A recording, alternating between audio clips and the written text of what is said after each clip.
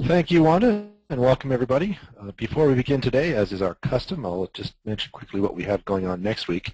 A very dynamic and interesting presenter, that would be me, talking about making ITIL implementation relevant with real-life examples. So if you join me next week, we'll talk about implementations that we've had experience in and how those things don't happen overnight, 6 months or sometimes even a year, and what it requires in terms of behavioral change. And I'll use some real-life examples so we can demonstrate how organizations that we've worked with have been successful and where they've struggled and what their failures may have been as well.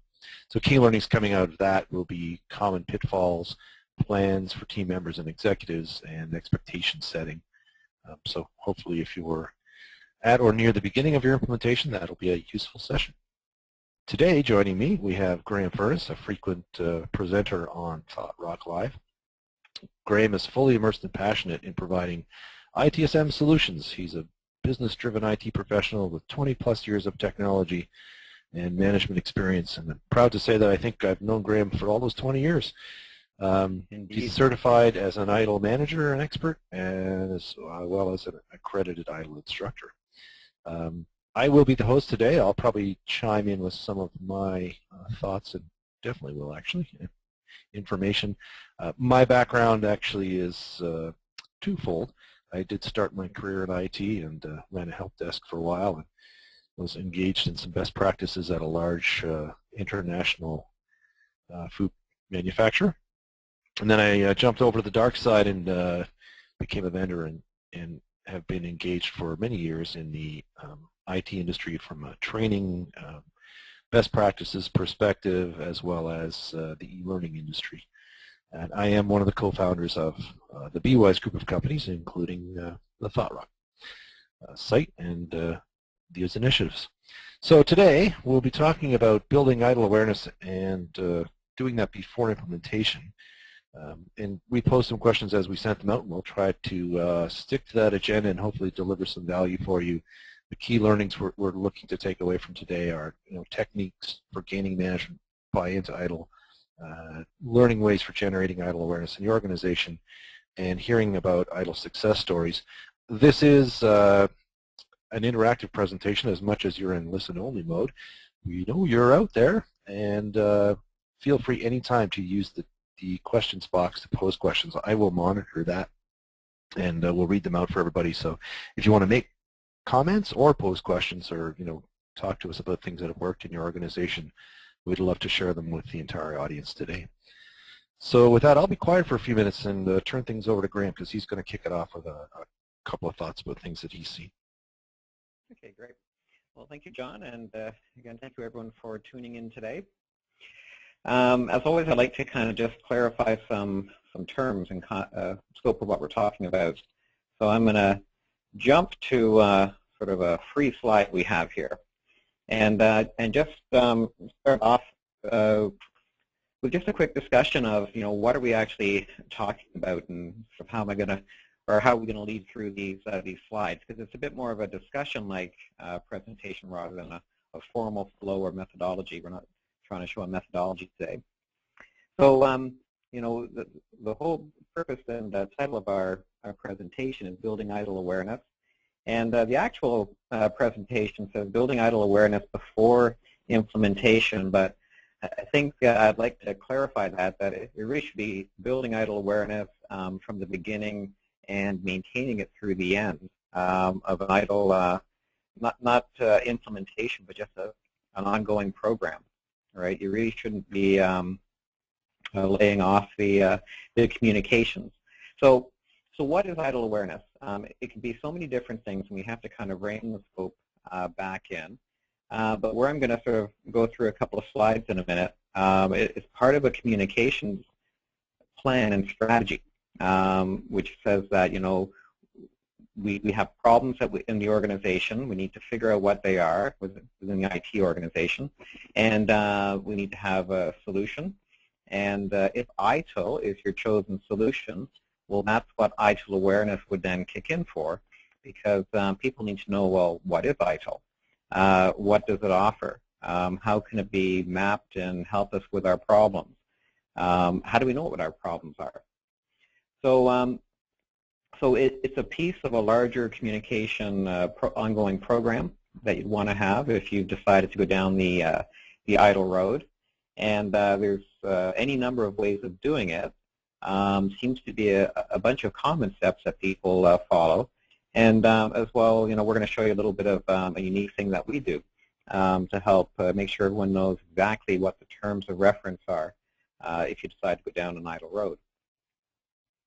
So let me start off with a slide that you may not be expecting. So for those who are familiar with ITIL in general, we have in the version 3 of ITIL and the refresh, they call it the service improvement approach. And what we're trying to do, we're building a roadmap. Let's assume that we're starting from from fresh. We have a company. They're exploring ITIL and they're deciding they want to sort of start moving forward. And eventually they're going to decide, yes, we're going to adopt an ITIL approach, and we're going to start moving down that road. So we need to figure out, ITIL's a pretty big framework, and one of the most important things you need to figure out is what exactly are we trying to accomplish. And so I'm going to do a little highlighting here because I'm going to highlight what I think is the more pertinent parts of the continual service improvement approach. And it might not be as neat as it could be, but there we go. The first two questions are the real sort of key things that we'll tie together, which help to figure out, in terms of ITIL awareness, you need to be aware of what ITIL is and where it can lead you. And one of the things that is an easy answer for companies about what kind of a vision does ITIL offer. The whole ITIL framework is an actual vision, right? It's something that tells us here's what you could put in place for your organization to be managing your IT services from end to end and throughout with as much detail and accuracy as possible. Now, of course, the ITIL framework is just there as a collection of good ideas and practices. You need to then figure out how much of that do I want to bite off and make my own. Right? So you need to know your own vision. You can take the framework as a generic perfect world vision and customize it down. And then, of course, you need to figure out, so where are we starting from? Because on any roadmap, you have a beginning and an end point, and you need to figure out how many miles are in between. During that time, bringing it back to the awareness concept, people need to be aware of your vision, where you're starting off from. If you're going down the ITIL road, you want to say, well, what can the ITIL approach help us do to bridge the gaps between the vision and where we are now? And then, so if I follow down a bit further with the continual service improvement approach, so we can figure out in terms of, I'm going to change my highlighter here. So we can figure out here, how much of this gap between the vision and where we are now do we want to try and bite off? And again, an ITIL awareness program should help communicate that kind of information. You come up with your plans and your projects, and it becomes a program for service improvement. And then I'm going to highlight another key piece here, because in terms of where do you put your major efforts at what I think for doing an awareness campaign and approach, it's at the beginning and it's ongoing at the end of each one of these continual improvement cycles. So as you, for those familiar with the ITIL terminology, we have the Deming concept, which is keep all of your improvement cycles short, focused, and continually show movement forward, and then go into the next cycle. So we've got a program of ongoing projects, and we're learning each time we go through. We're correcting our mistakes, moving forward. In terms of an ITIL awareness approach, you really should be doing it. It definitely needs to be done at the beginning to help set and understand what the vision is and where we are now and what we're trying to accomplish, and what's our potential. And then over time, we had a presentation, I think it was 2 weeks ago, where the challenge was, how do you keep people motivated and buying into process change and improvement? Well, that's part of keeping the momentum going. We have to continually keep people aware of, the vision after 6 months or a year hasn't gone away. You might need a reminder of it. All the pieces that you may have discovered through understanding the ITIL framework, people may forget over time. It might be good to refresh them. So it's an ongoing cycle, and that's why I wanted to bring this slide into the discussion today, is that when we're talking about awareness, you need to have awareness definitely set and focused on at the beginning, and then you're going to be sort of rolling it out through a set of projects and strategies about how you're doing it. And then what I found is a real industry sort of trend, is that last statement of keeping the momentum going somehow seems to be forgotten in a lot of ongoing ITIL projects that I've seen. There seems to be a lot of upfront work and then a lot of lack of enthusiasm at the end. But we can talk about that later in the presentation. Hey, Graham. Yep. We have a comment, actually, which is pretty valid, I think, coming from David, who's saying, isn't it time to get away from talking about implementing ITIL and talk about adopting ITIL? From my perspective, great point, David. We'll talk more about it as we go through this presentation, but communication and language is important, and that may be perfectly valid in terms of getting and keeping some of that momentum you're talking about, Graham. I don't know if you have any thoughts on that. Oh, no, I have tons of thoughts on that. David said, bang on. I totally agree, and whenever I can, I always talk about an ITIL adoption. And again, there is no ITIL implementation because it's not a program or something that you can even structure that you just roll out. In the next slide, I'm going to talk about, you're really doing some organizational change here. Let me back up a step. The best way to describe ITIL.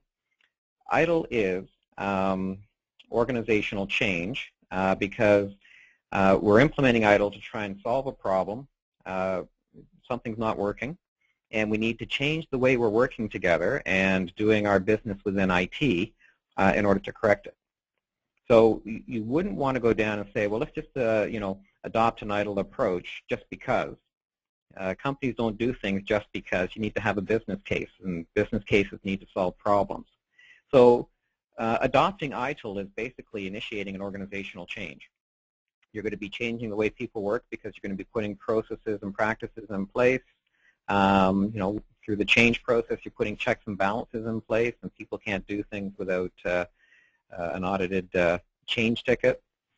So it's really, it's not a project, and even in the program world, it's a bit bigger than that because a program is going to manage a bunch of these individual ITIL projects, but you still have something a bit larger. You have organizational change going on. And anyone who's gone through the ITIL books, especially the transition book, they have a section dedicated to just managing organizational change because that's what we're doing. We're changing the organization and we're adopting a new way of doing business, and therefore, David's correct, it's an ITIL adoption.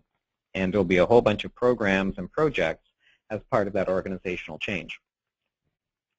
So, so perfectly good point, and it matches into what we're talking about, that while you're going through that organizational change, people will always lose momentum. So again, I want to point at the bottom here. You want to think about maintaining momentum and matching it to a vision about here's what we're trying to change the organization to, here's why we're doing things. And then John, you're going to talk a little bit about tying into last week's presentation too, which I have one more slide to kind of lead into that. So great. Yeah, and as far as I'm concerned, Graham, we'll blame the word implementation on the title slide there on the marketing guys. Oh yeah, always, never us. We should have caught it in QA, but. Okay, so into my next slide, right? So I'm carrying on from the first one, part of ITIL awareness again ties into the bigger picture of communication planning, and we need to have people, assuming we're starting from a blank slate, companies interested, they've heard about ITIL, they want to learn a bit more. So, that's where ITIL awareness comes in. You need to tell them what it is, what its potential is, and try and link it to them to make it personal. So again, you've got to focus on trying to figure out and help people define the vision about, here's what we want to do, and by the way, we do have a problem and we need to solve it. The ABCs at the bottom, I didn't put the words in there, but the common wording that people put around ITIL training and ITIL adoptions, as we were just talking about, ABC stands for attitudes, behaviors, and culture. So whenever we're doing organizational change, which is what ITIL is, you need to assess what people's attitudes are, and you may have to change them. For example, the cowboy programmers who like to just make changes on the fly. That ties into the behavior, right? If people do things without following process and so on, you got to change that behavior. And overall, you're transforming the culture of the organization because you're changing the way people are doing their work. So we're always focused on an awareness, effort as part of a communication plan, all about trying to move forward this organizational change and be aware of the attitudes, behavior, and culture that your people have. So I'm going to put in 4 little fly-in boxes here. So when you're talking about awareness, and again, I'm just taking the approach that we're coming in from a blank slate. So I've got at the top of the buttons here, executive awareness, right? So there's different, awareness can happen about trying to understand what ITIL is and what it can do for us. It happens at all different levels. But you might think of this as well, there's a bit of a flow to this, because if you're starting from a blank slate, you're not going to get anywhere unless you have executive sponsorship, right? It's going to cost some dollars, and organizational change definitely has to be sponsored from the top down. So we have executive awareness. People need to have, without pain and suffering, a quick overview about, what is ITIL and how does it add value to us? And again, we'll talk a bit more about that in a minute. If you get the buy-in that people want to go down an ITIL path and start organizational change and adopting ITIL, well, eventually some people are going to be put in charge, and these people as well may have some skills, may need some more, but they need to be aware as well of what this ITIL framework is and what's in it for them. And then you keep going down the list. You're going to start rolling things out. So you need staff awareness. And as well, as much as you can involve all these people, that helps the cultural and behavioral side, because people will tend to buy into things that they've had some feedback for. So we want to give our staff some awareness, because they need to know what the vision is, and they need to know how we got there. And I put one at the bottom, which I haven't seen anyone do yet, but I always like to put it in here. Customer awareness. A lot of times we think internal all the time that, well, we have to get everyone in IT lined up with what we're doing. It'd be great to have good cooperation from our customers so that they know what we're doing as well. And there might be some type of awareness. It doesn't have to be lengthy or huge, but maybe we can do a quick overview and awareness for our customers so they know what we're trying to do, and they can actually be a part of the program of helping us to get it implemented. So this leads me into the next slide, is that, okay, well, with all this concept of building awareness, so do we have a sort of tactical way that we can actually try and build awareness and tie it back to the vision? And here's where we have a tie-in to last week's presentation, where Jill Donahue was talking about the steps of the Suasion staircase. Now, John, did you want to go through and just describe this one? Sure. Or you want me to? Yeah, I'll pick it up from here, Graham, I think, and it'll lead into the next part of the presentation, which I'm going to talk about some of the techniques that we use to get the management buy-in. So, sure. Just before I do that, Graham, I'll just send you a warning that we're busted. The marketing folks are listening in, so we have some explaining to do. But yeah, if you could just click the next button here, and we'll go through this presentation. For those of you who weren't able to attend last week, when we send the link to this week's presentation, I'd recommend that you hit the Vimeo site. If you didn't have a chance to tune in, you really will get a lot of advantage out of listening to last week's presentation and Jill Donahue's talking about her Suasion staircase. I'm going to step through it really quickly here because I think it's very pertinent, again, to what we're doing today. But basically, what Jill developed is a model that talks about how people's behavior is successfully influenced and changed. And in a nutshell, the adoption of ITIL is really all about, as Graham was talking about, in many cases, behavioral change. So I thought it'd be good just to refresh this. So the first step on that staircase is I'm uninterested and I don't see any need. And I think we all know people in our organizations like that. So click on through there, Graham. And the way to address that quite often, and I'm going to show you one of the techniques we use specifically for this, is to present some form of a disorienting dilemma. So people aren't uninterested, maybe completely unaware, but through a disorienting dilemma, they kind of raise their eyebrow and go, maybe this is something I should think about. So click on it, Graham. And at the awareness stage, they see the problem. Jill uses lots of great examples, so I won't go into that. I really do recommend you probably see that presentation. I wouldn't do it justice. But at the awareness stage, I get the problem, but there's all kinds of reasons why I can't do anything about it, or I'm not willing to change my behavior. And what happens at that stage, what's useful as a technique is some testimonials. We won't talk too much about that today. We did last week. Click on, Graham. The next step up that staircase is studying. So, yeah, you know what?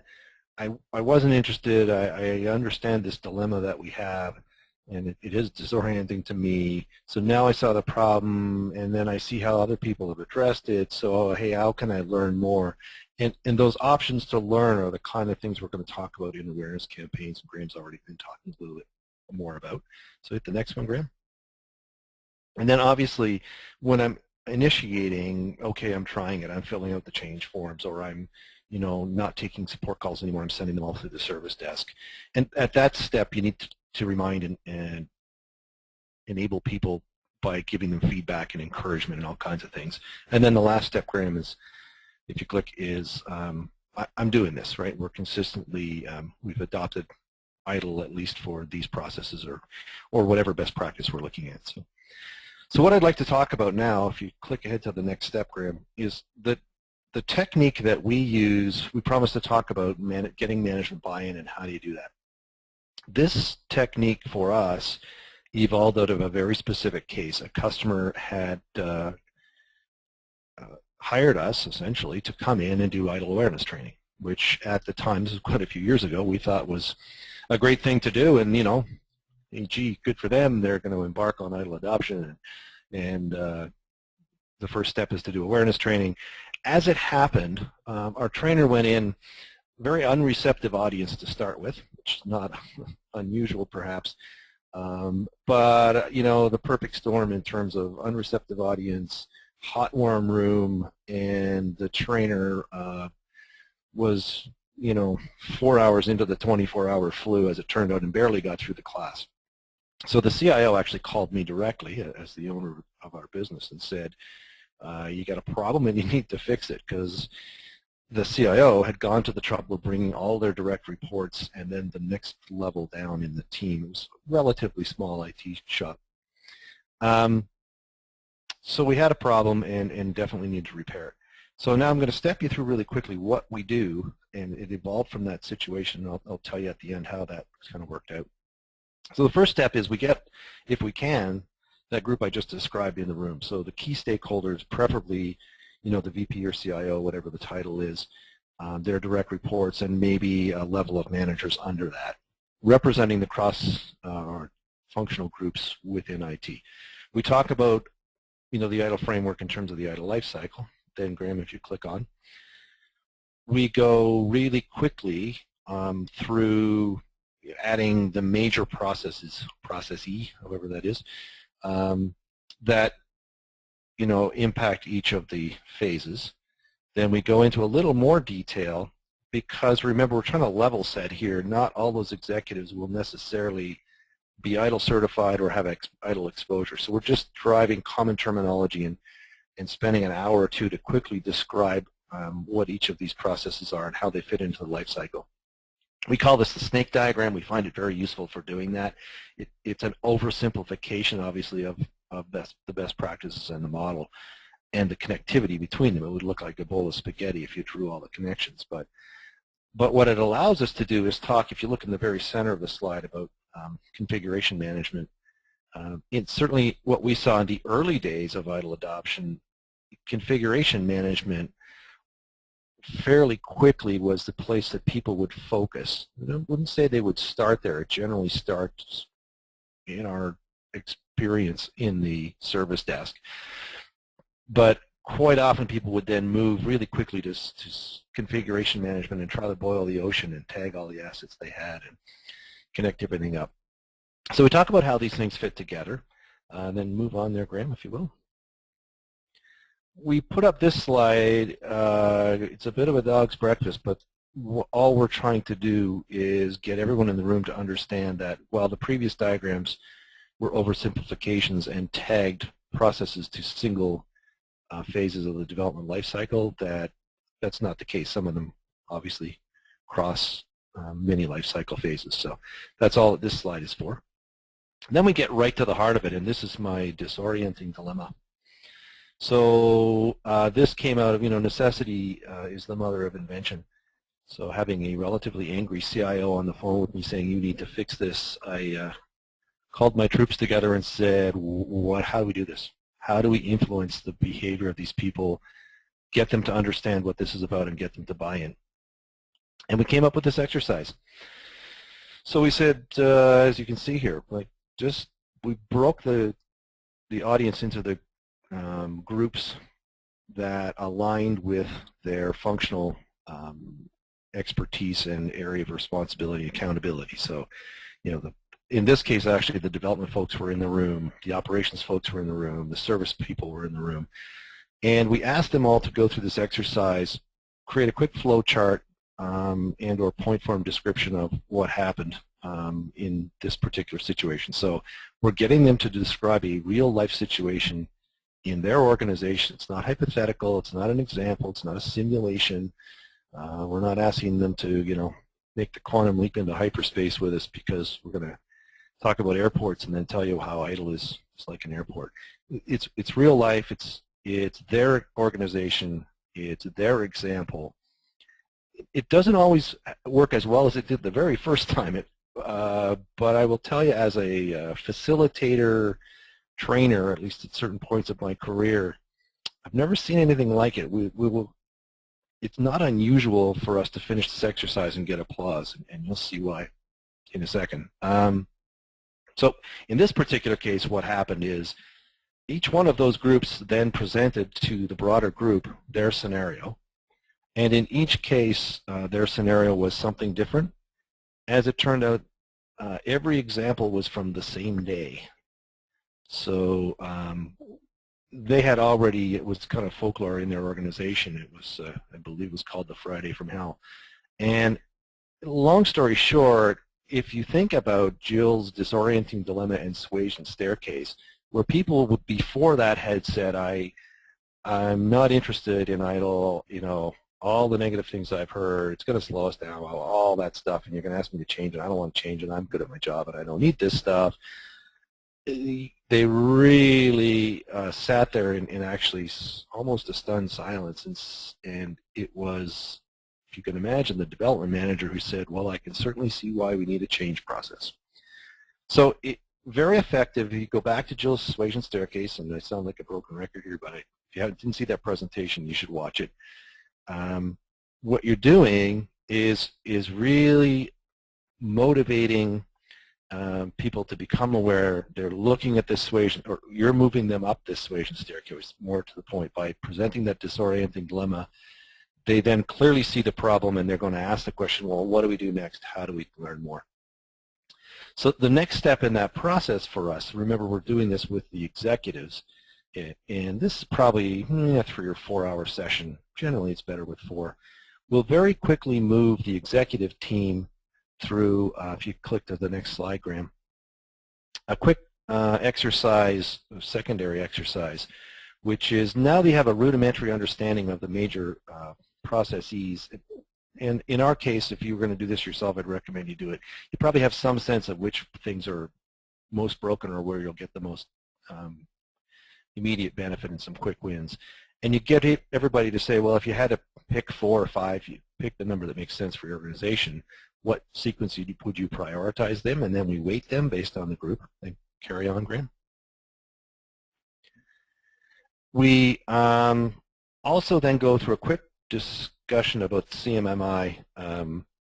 And for any of you who are purists in the audience, I apologize because we grossly oversimplify it as well. The CMMI model, if you're not familiar with it, basically assigns maturity levels that you see on the screen to processes. It is actually designed to be used across the whole IT organization, not best practice by best practice or process by process. But we find this works really well, so we do it. So we rate them. And they say, okay, well, currently, you know, our change process is ad hoc or repeatable.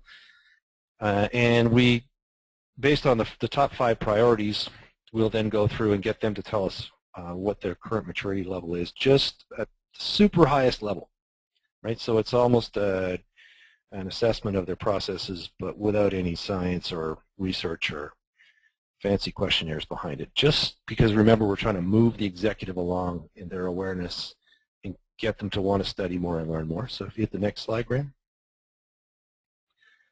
And then what we'll do is say, okay, so by the year 2012, you know, calendar or fiscal, whichever they pick, if you said the change management was a level 1, now it's ad hoc, what would you like to get it to in each of the subsequent 4 or 5 years?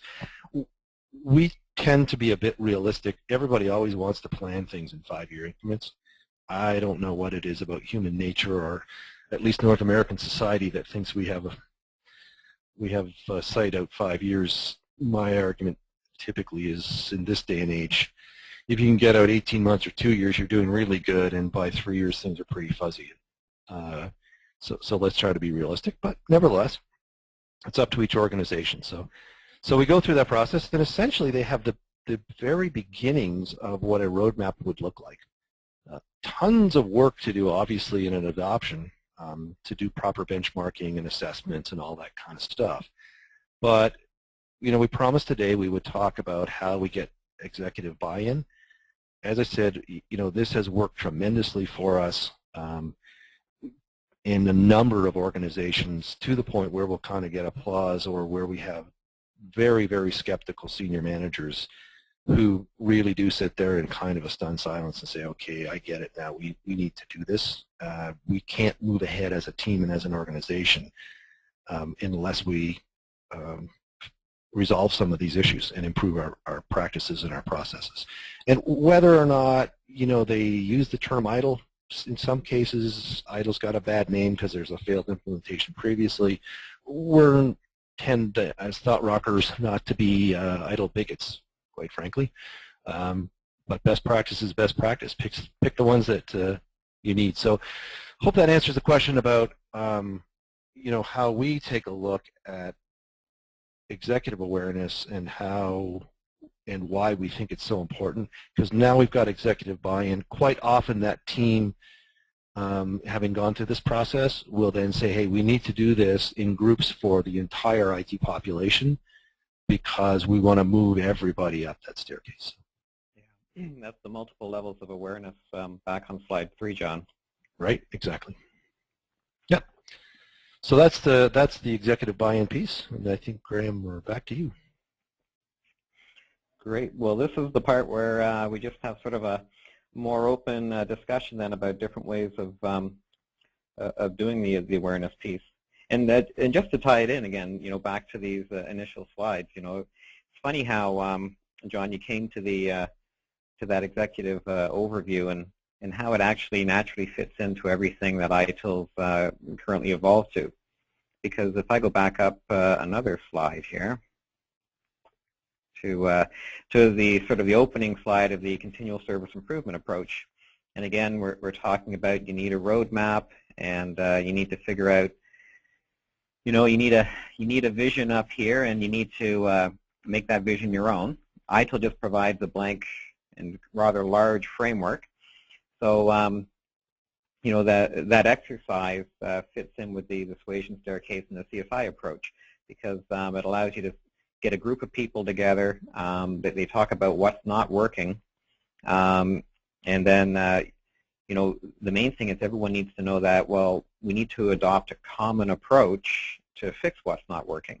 And of course, that's where ITIL awareness comes in, because as John went through that presentation, when you start showing the framework and saying, well, which are the areas that are relevant to you based upon your actual example of what went wrong, this is where you get your vision, and it's where you get your buy-in from. And then you want to, as much as possible, you want everyone else in the rest of the organization to come to the same conclusion, because you don't just want executive buy-in.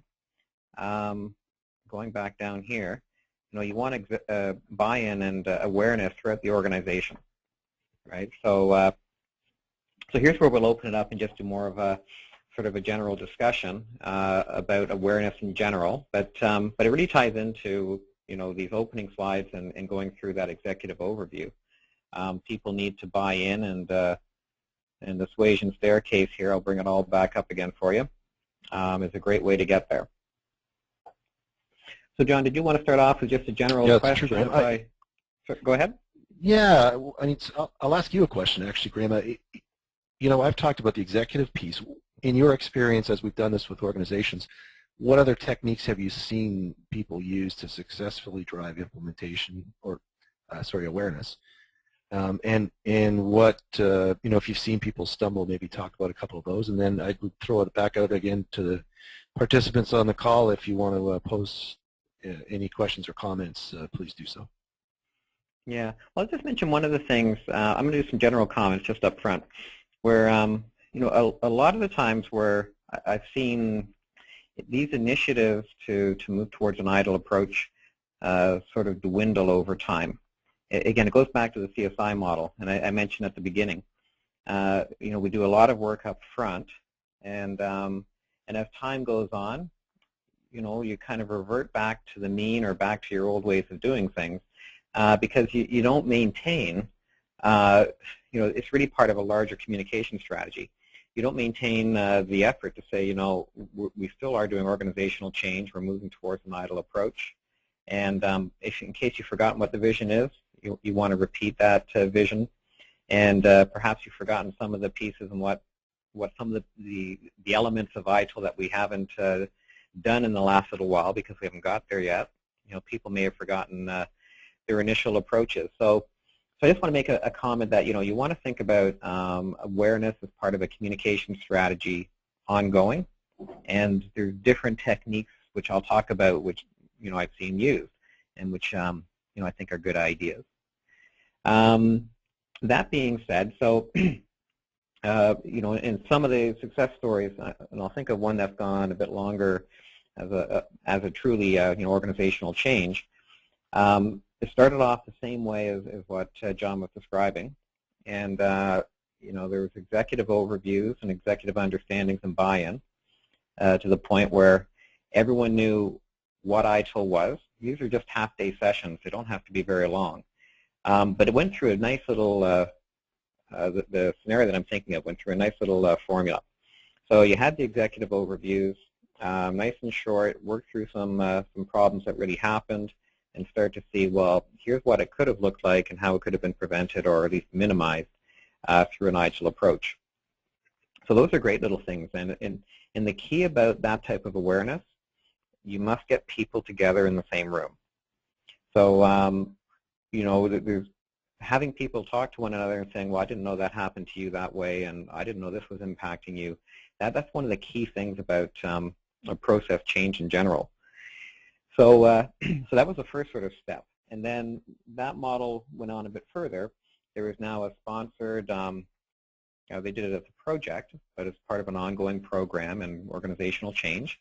So then there's a formalized project saying we're bringing the ITIL approach into the organization, and everyone started to be, or this project was starting to be promoted. And then we started to say, well, again, I'm going to bring up a slide again, my slide number 3. So you want to go down the list.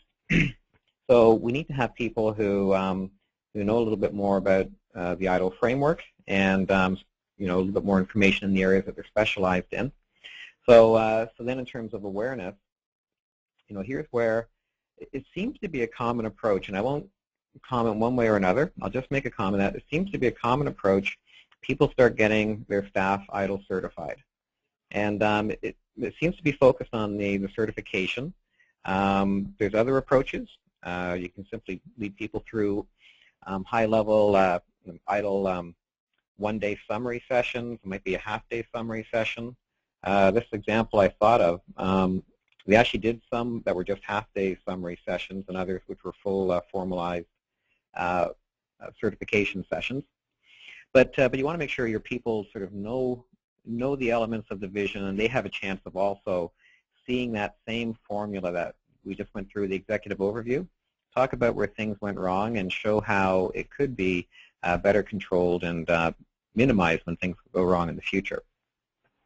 Yeah, Grant, that's a great point you bring up, and one thing I will comment on is, the proprietor of the business here. One of the things we saw early on that kind of drove us crazy is we'd get called into organizations to help with this kind of work, and it would be a restart in some cases where, the organization had spent hundreds of thousands of dollars in several cases at least, training everybody in ITIL foundations under the assumption that would then get the ball rolling and make things happen. If you look at Jill's suasion staircase, then you pretty quickly realize that maybe isn't going to be the case. And it's actually one of the reasons that, through Thought Rock now we do that ITIL bundle. We're not making too many friends in the industry actually, but we really believe that organizations should invest their money, training and certifying people and specialists at the right levels of ITIL at the right time, and that because we had the capability to do it, we could offer at least a self-study method to get those people certified if they want to certify very inexpensively. And we actually do that because we, clearly we make some money on it, but we also want organizations to have the option to invest the dollars in ITIL and best practices where they should be, and get people trained at higher levels who should be trained at those higher levels. So it's a great point you raised for sure. I think we have a and I mean, you're doing as I say, an organizational change. This is going to be ongoing, and you need to, again, if people want to go back and look at last week's presentation on the suasion staircase, you need to, get everyone to, again, I'll jump down to it here, but you need to get everyone, especially here, they need to see that there's a problem, because when we talk about some of the common failures we see is that, part of an ITIL awareness is that you need to be aware there's a problem. If people don't see a problem and they don't know how it affects them, if it's someone else's problem, they don't care. You need to be aware that it's a problem, and it's a problem for everyone in the organization, and people need to make that connection. And that's one of the key things, and that's why this is quite important. If you simply tell people we're going to be adopting ITIL and you're all going to follow process, and this step here is missing, well, your staircase will fall down, and so will your ITIL adoption. So exactly right.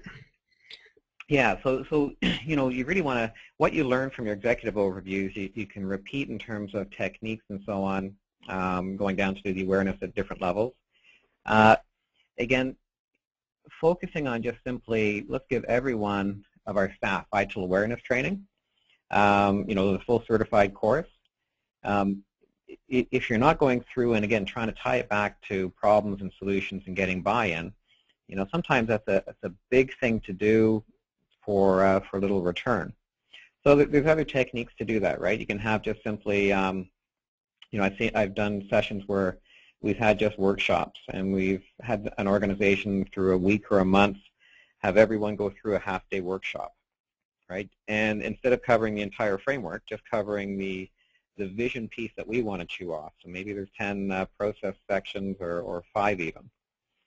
So when you get down to the staff awareness level, you can imagine in an organization, your organization chart gets bigger and bigger. At some point, you may say, as we start to get more momentum, and I'm going to go back now to my continual service improvement approach slide. So as you start getting more momentum, as you start going through, more and more cycles here of this continual improvement process, that's when you can start bringing in, different ways of doing awareness. So, some of the ways, you've got formalized training, bringing people together in a group. That's a great thing to do when you want people talking together and recognizing that there are problems out there and that you may be causing a problem to your neighbor. So, again, never underestimate the power of getting people together. You may also just want to have people, you need a basic understanding of just some common elements. And again, I'm not plugging it, but we have an ITIL Lite product, which is just covering some of the basic core processes and explaining here's what the processes are and how they work together. Right? So you might just want to give people that level of knowledge at the beginning, and then as you start rolling out and as people start taking on more responsibility, you maybe want something a bit more formal. Maybe you want that certified training, or maybe you want larger sessions. Again, that's part of keeping the momentum going. And again, so through a combination of workshops and the in-person full-blown training courses, or the virtual courses, it's all part of your communication strategy. And it's just a matter of, you haven't got to have it all laid out at the very beginning, but you definitely want to make sure from the top down. I'm going to jump back to my slide here. You need to have awareness, start from the top and creep down all the way through to the bottom. And then other techniques I've seen that people have used to get ITIL awareness out there and to keep the momentum going. I've seen process reference cards and tool reference cards that are out there that helps for people in implementing or following along change and incident processes. I've seen posters used to circulate, here's what we're adopting from the ITIL framework, this is our vision, here's what we're trying to do. Anything you can think of, even from a marketing perspective, that's an awareness, part of the awareness and communication plan. So, okay, just a quick time check, Graham. It's it's about 10 to 1, so we should start wrapping up. Yep. A couple things you mentioned there tweaked some thoughts for me. I'm not sure if everyone's aware, but as Thought Rock members, actually, I think the ITIL Awareness Program is available free to Thought Rock members. So that is one great thing you might check out. And it reminded me that the other thing I've seen in some cases, organizations asked us to use our e-learning expertise, and we built not just ITIL awareness, but specific awareness e-learning self-study modules that were delivered through their HR learning management system. And they would talk about a lot of the what's in it for me. So here's the process for change, problem and incident, and here's all the roles, and here's where you fit in. So a 10 or 15 minute e-learning self-study course that you're not asking people to remember something specific or know how to create a change in their change management system. You're just trying to drive that awareness and give them a point of reference. So we have seen that. We should wrap up. We have a comment. Let me just bring that up. It's just perfect. I was just going to ask, so thanks, Russell.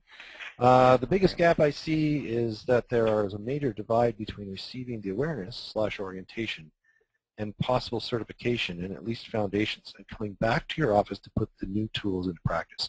Without the roadmap you speak of, organization is just going through the motions without clear direction after the awareness training. The organization also needs to invest in having support to show how to implement, which sometimes the organizations do not want to spend the additional resources to assist them in the implementation. This is especially true with government organizations. Great point. And I think Graham was talking to that a little bit in that when he talked about keeping the momentum. Absolutely.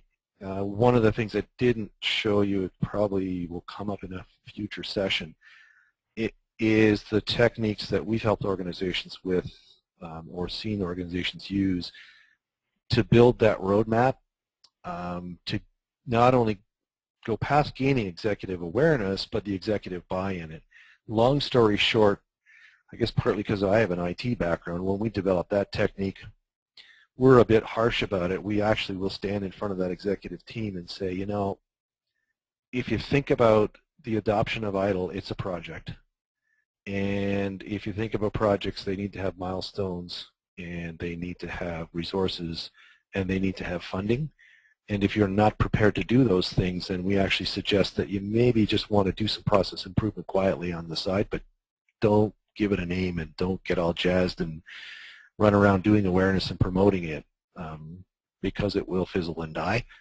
And absolutely, it's really important to make sure that that happens and it's properly funded and executed on.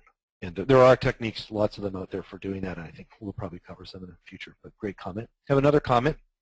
The biggest challenge I've seen is similar. Organizations send people to foundation level training and expect them to come back from the overview survey course to be practitioners. This has to be part of ITIL awareness. Couldn't agree anymore. I mean, that's, as I said, one of the reasons that we put the ITIL bundle out there through Thought Rock is we just saw so many organizations spend thousands and thousands of dollars training foundations and expecting something to happen. If you look at Jill's suasion staircase, it just becomes obvious that that isn't going to likely change behaviors or create any kind of momentum. So for sure, that is a big challenge, and you know, it's important to make sure that you think of that through, and that's what we tried to do at the very beginnings, or plant the very beginning seeds for today, is how you might approach that and actually be a little more successful.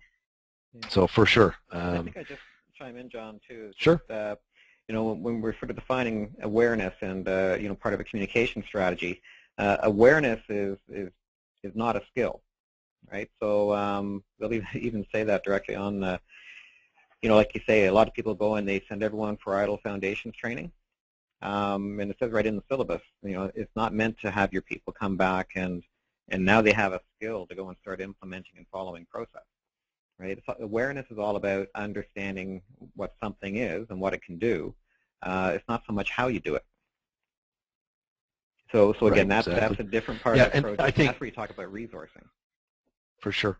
Yeah, and if you look at, I mean, just step back of it, if you're brutally honest about it, the whole concept of saying, you know, I want you to get all excited about this, and the first thing I'm going to do is send you to 3 days of intensely boring training, unless, of course, Graham, it's you delivering the training, well, then it's amazing.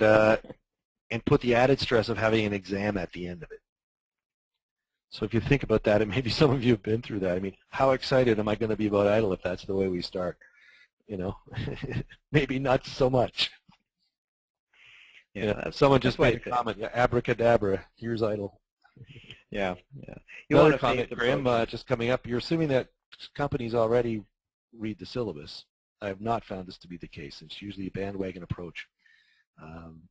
Versus study with a business purpose. Absolutely. Yep. I think it's from David, and David, you're preaching to the choir there. That's, you know, if I think I could summarize what we've tried to say today, to take a different tact and start with that awareness, and you know, set some expectations, especially with the at the executive level, about how we're going to move people up the suasion staircase and what that involves, and yeah, it's not shoot first and ask questions later, that's for sure.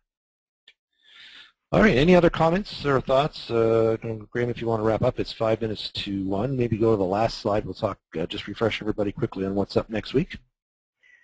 Okie doke. There we are. We even had a thank you there, Graham, so I guess that'll make up for us making the marketing people mad. So yeah, next week, actually, geez, me again, how about that? So we'll try to share some very specific examples of pitfalls in implementation, and although I will change the word implementation to adoption before next week.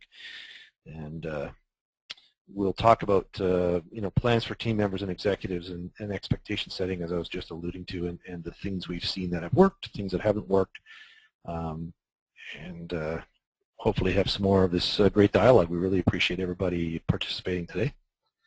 Let me just check if there are any more questions, and if not, we'll wrap up.